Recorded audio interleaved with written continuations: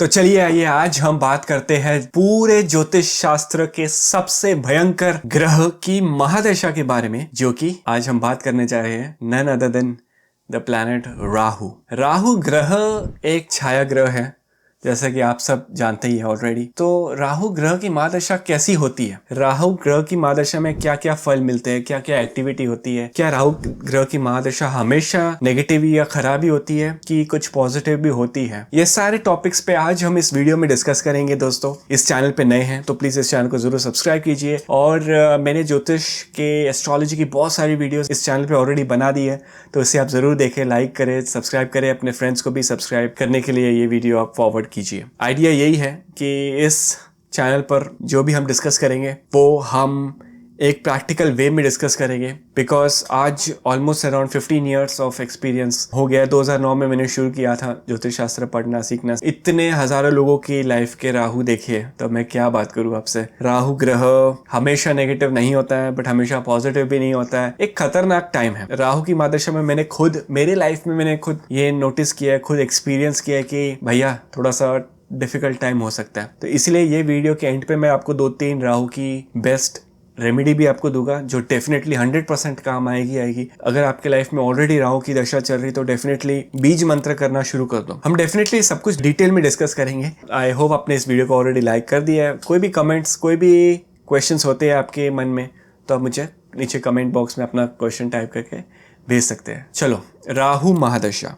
राहु की जो महादशा होती है वो एक ऐसा टाइम है जिसमें सबसे पहले तो राहु एक छाया ग्रह है। तो इस महादशा में ओवरऑल एक ऐसा टाइम पीरियड बन जाता है जिसमें चीज़ें जो होती है, जो जैसी दिखती है वो वैसी होती नहीं है, और जो आपको जैसा लगता है कि यार ये ऐसा होगा बट वैसा होगा नहीं कभी। तो थोड़ा सा कंफ्यूजन वाला टाइम है, इल्यूजन है, एक धुआं है। जैसे जब हम कहीं जा रहे हैं और एक फॉग होता है, एक धुंध होती है, तो वो धुंध है।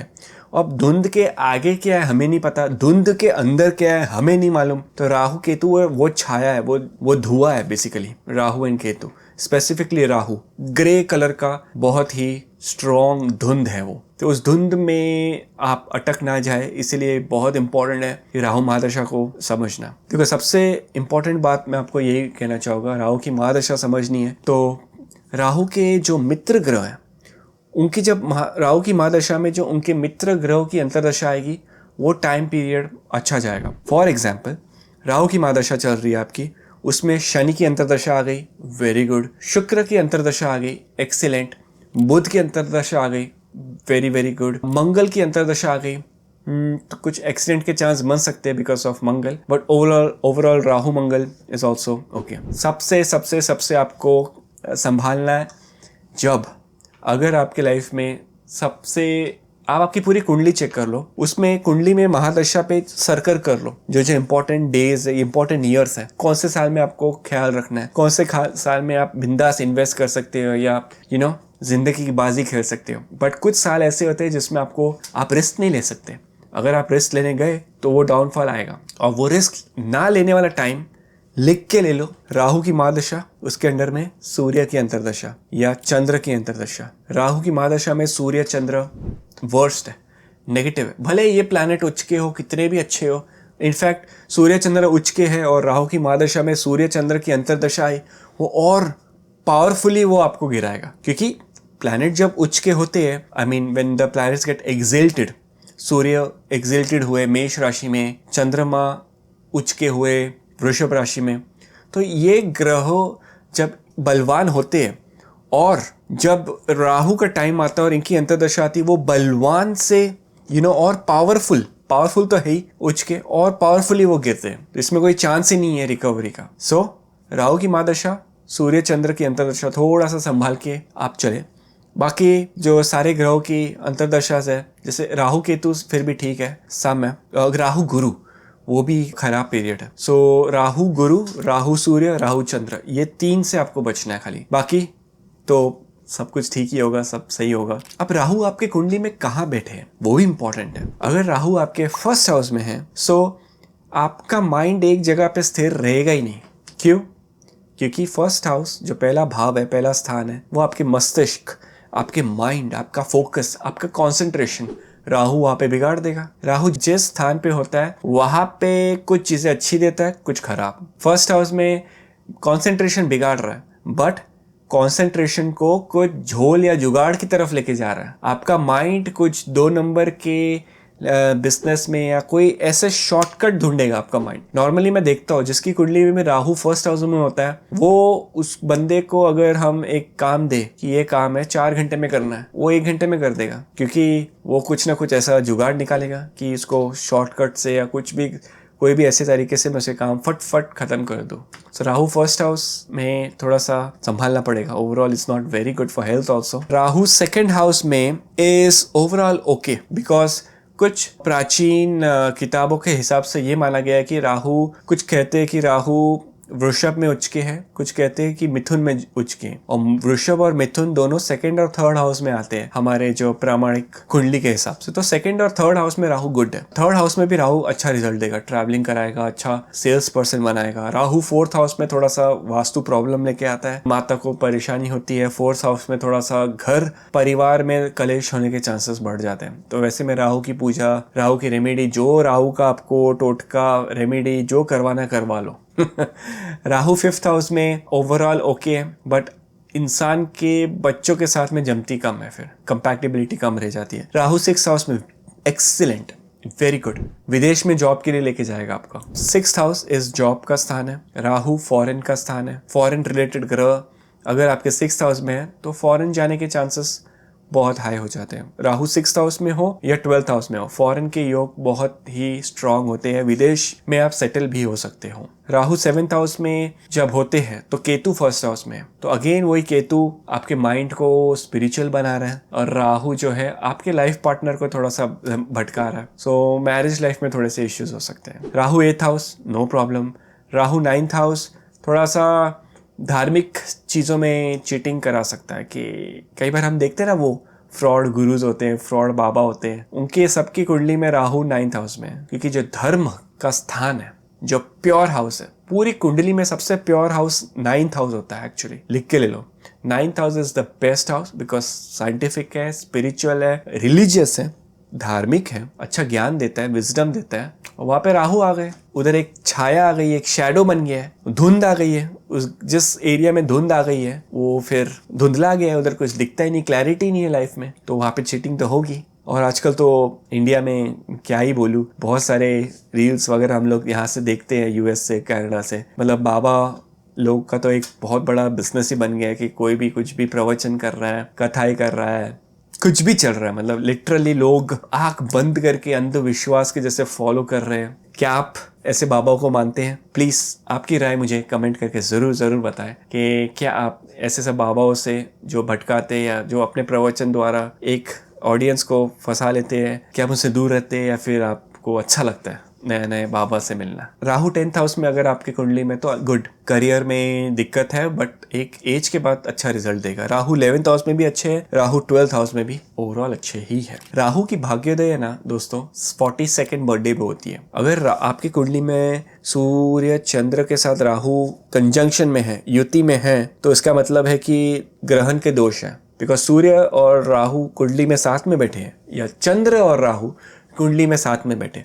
मैं जब भी कहता हूँ साथ में, मतलब डिग्रीकली साथ में, ये नहीं कि सूर्य 2 डिग्री के और राहु 28 डिग्री के, वो नहीं है। उसको आप एक साथ मत गिनो, भले एक ही हाउस में है, भले आपकी कुंडली में for example Rahu first house में 28 डिग्री और सूर्य भी फर्स्ट हाउस में है एट 3 डिग्री और 4 डिग्री, उसको आप कंजंक्शन मत गिनो। वो बहुत दूर है ग्रह एक दूसरे से, डिस्टेंस में, डिग्री में बहुत दूर है। नॉर्मली 6 से 8 डिग्री के अंदर के रेंज में हो, जैसे कि हम कहते हैं कि सेम नक्षत्र में हो, वो 4 से 5 जो नक्षत्र पदार्थ होते हैं उसके आसपास में हो, सेम नक्षत्र में हो, तो ही वो रिजल्ट देता है। मैक्सिमम वो नक्षत्र या उसके बाजू का नक्षत्र, क्योंकि एक नक्षत्र होता है 3 डिग्री 20 कला का और 2 नक्षत्र हो जाते हैं 6 डिग्री 40 कला के। शास्त्र में लिखा है कि युति को आप, जब ग्रहों की 2 युति होती है, उसको 6 से 8 डिग्री के अंदर में हो तो ही उसको आप युति माने, वरना अगर 15-20 डिग्री दूरी पे है, don't worry about that. Rahu की महादशा में होता क्या है, लेट्स डिस्कस दैट, और उसके बाद मैं आपको रेमेडी देता हूँ। राहु की महादशा में अपना माइंड मटेरियलिस्टिक बन जाता है। ये कौन सा टाइम चल रहा है? ये कलयुग है। कलयुग में सबसे नंबर 1 प्लैनेट कौन सा है? राहु। राहु ही तो कलयुग है actually.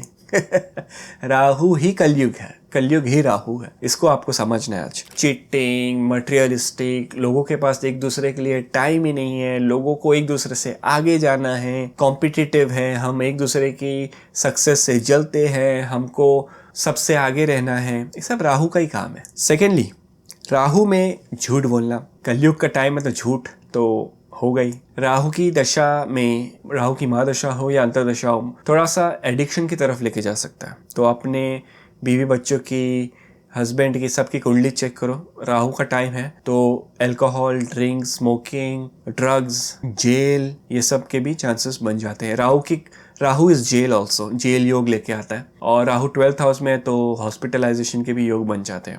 12th house hospital and jail दोनों। सो वहाँ पे आपको काफ़ी केयरफुल रहना पड़ेगा। ये तो सारी नेगेटिव बात होगी, थोड़ा अच्छा भी बोलूँ। राहु की महादशा में आप एक अच्छा नेटवर्किंग कर सकते हो, नए नए लोगों से मिल सकते हो, नए नेटवर्क बना सकते हो। राहु की दशा में आप फॉरेन का ट्राई कर सकते हो, वहाँ पे आपकी सक्सेस हमेशा अच्छी ही मिलेगी। Forget about foreign. हाँ, आजकल कनाडा, यूएस का वीज़ा तो बहुत डिफिकल्ट हो गया है मिलना, जैसे कि हम लोग न्यूज़ में देख ही रहे हैं। आपके लिए फॉरेन एक बाजू की जो सिटी है जहाँ पे आप कभी गए नहीं, वो भी फॉरेन ही समझो आप उसको। फॉर एग्जाम्पल, अगर आप मुंबई में रहते हो और मुंबई से 300-400 किलोमीटर की दूरी पे गुजरात में या एमपी में या गोवा में कोई शहर है जहाँ पे कभी आप गए नहीं, आपका कोई लेना देना ही नहीं, तो वो भी एक आपके लिए अननोन प्लेस या फॉरेन टेरिटरी जैसा ही हुआ, जहाँ पे अगर आप जाते हो तो सब कुछ नया है। हर एक चीज़, लोग, व्यवहार, कल्चर, एनवायरनमेंट, सब कुछ आपके लिए नया आपको होगा। तो राहु में जरूरी नहीं कि लाइक अब्रॉड ही, बट आसपास के शहरों में भी आप ट्राई कर सकते हो। राहु में स्पेसिफिकली आप राहु का जो बीज मंत्र है उसको आप बुधवार के दिन शाम को सनसेट के बाद, रिमेंबर सनसेट के बाद ही, बिकॉज राहु जो छाया ग्रह है उसको सन जब सूर्योदय रहता है, काफी लोग राहु बीज मंत्र सुबह कर रहे हैं तो उनको बोलना पड़ता है भैया ये सुबह इसका टाइम ही नहीं है, शाम को, सांझ में, सूर्यास्त के बाद, सनसेट के बाद ही आप करो। जैसे आप दवाई खाते हो, डॉक्टर प्रिस्क्रिप्शन देता है ना कि एक गोली सुबह नाश्ते के बाद, एक खाने के पहले, एक शाम को, एक रात को सोने के बाद। तो ये जो मंत्र होते हैं ना ग्रहों के और नक्षत्र के, ये भी एक प्रिस्क्रिप्शन है। जो एक अच्छा एस्ट्रोलॉजर है वो आपकी कुंडली में देख के समझ पाएगा कि ये मंत्र आप पढ़ो, कौन से दिन पढ़ना है, कौन से वार, कौन से नक्षत्र, सुबह पढ़ना है, शाम को पढ़ना है, दोपहर को पढ़ना है, कब पढ़ना है। ठीक है, सबका टाइम अलग अलग होता है हर एक ग्रह का। ये नहीं कि सुबह उठ के ही सब पढ़ रहे हैं। कुछ ग्रहों के, कुछ देवी देवताओं का जो समय है मंत्र जाप का, वो सुबह होता है, किसी का शाम को होता है, राइट। सो ये एक अच्छा टॉपिक है, इसके ऊपर हम कभी कुछ डिस्कशन करेंगे। राहु में 3 नक्षत्र है, आद्रा, स्वाति, शतभिषा, सारे अच्छे नक्षत्र है। स्वाति इज लाइक बेस्ट, बहुत अच्छा नक्षत्र है, बिकॉज स्वाति नक्षत्र तुला लग्न में आते हैं, तुला राशि में, तो वहाँ पे और भी बहुत ब्यूटीफुल रिजल्ट वहाँ पे लेके आता है। राहु की जो दिशा है वो साउथ वेस्ट है, तो राहु की महादशा में आप देखोगे कि नेचुरली आपका आना जाना साउथ वेस्ट की डायरेक्शन में ज्यादा बढ़ जाता है। और 2 रेमेडी और लिख लो बीज मंत्र के साथ में। राहु की दशा चल रही है ना, आप खुद से आपका घर साफ करना शुरू कर दो। हाँ, घर में मेड है, बाई आती है, साफ सफाई वो सब तो है ही, बट आप खुद एक कपड़ा उठा लो और खुद घर की सफाई करना। कि राहु धूल मिट्टी का भी कारण है, धूल मिट्टी, कचरा, गंदगी, राहु। तो जब आप साफ सफाई करते हो आपकी एनर्जी और खिलेगी, पॉजिटिव होगी, अपॉर्चुनिटीज आएगी आपकी लाइफ में, दिक्कतें कम होगी। 50% मंत्र आपका प्रॉब्लम सॉल्व कर देगा, दैट इज 100% गारंटी के साथ मैं कह सकता हूँ। मैंने ऐसे बहुत सारे केसेस भी देखे, सॉल्व किए, जो कोर्ट केस चल रहा है, ट्रायल चल रहा है और जज is about to tell them कि तुम्हारी इतनी सजा होने वाली है। फॉर एग्जाम्पल, तुम्हारी 5 साल की जेल की सजा है, तो हमने कुंडली देखी, बोला राहु का ही टाइम तुम्हारा खराब चल रहा है, राहु की बीज मंत्र जितना हो सके करो। वो करने से हाँ तकलीफ आई, बट 5 साल की जो जेल की सजा कम होके 2.5 या 3 साल की लगी, 2 साल थोड़े कम हो गए, मे बी बिकॉज ऑफ वो मंत्र जाप करने से जो पाप किए हैं उसका थोड़ा सा बैलेंस होता है। ऐसा काफ़ी लोगों को ट्रैफिक टिकट्स मिल जाती है, काफ़ी लोगों को कुछ ना कुछ प्रॉब्लम रहती है, तो मंत्र जाप से वो 50% तक कम आप उसका प्रभाव कर सकते हो। और बाकी 50% में depending upon the karmas, depending upon ऊपर वाले के ऊपर भी थोड़ा सा रहता है, सब कुछ अपने इसमें नहीं है। मंत्र से 40-50% रिजल्ट मिल जाता है। आपने देखा होगा मुकेश अंबानी की वाइफ नीता अंबानी मैच में, आईपीएल चल रहा है या आईपीएल का ऑक्शन चल रहा है या कहीं इंपॉर्टेंट मीटिंग में, तो कुछ वो मोबाइल लेके उसका मंत्र जाप उसका चालू रहता है। That is the reason why, because उनके जो भी एस्ट्रोलॉजर हो गए, जो भी उनके गुरु जिन्होंने गाइड कर रहे हैं, उनको वो मंत्र से ही रिलेटेड उन्हें गाइड कर रहा है कि मंत्र से करो आपको रिजल्ट मिलेगा। तो मैं भी वही बोल रहा हूँ, आप भी करो, क्योंकि इसमें कोई पैसे तो लगते नहीं है। हाँ, जेमस्टोन मत पहनो, बिकॉज उसमें आपको धोखा हो सकता है।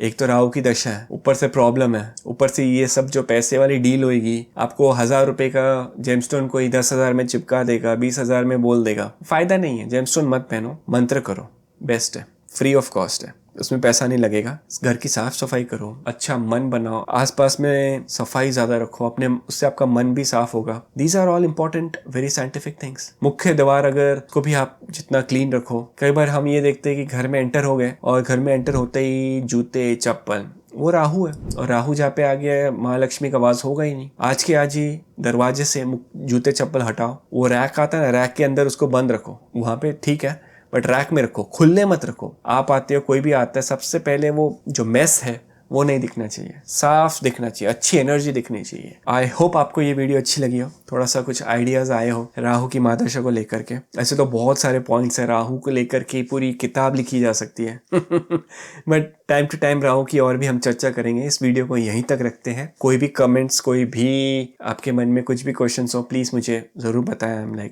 M really grateful to hear from you. और मिलते हैं एक नए वीडियो में नए ग्रह की जानकारी लेके। Till that time take care, Hari Om, and I wish आप सबकी लाइफ में सारे ग्रहों की दशांतर दशा एक अच्छा रिजल्ट लेके आए। Thank you so much, bye.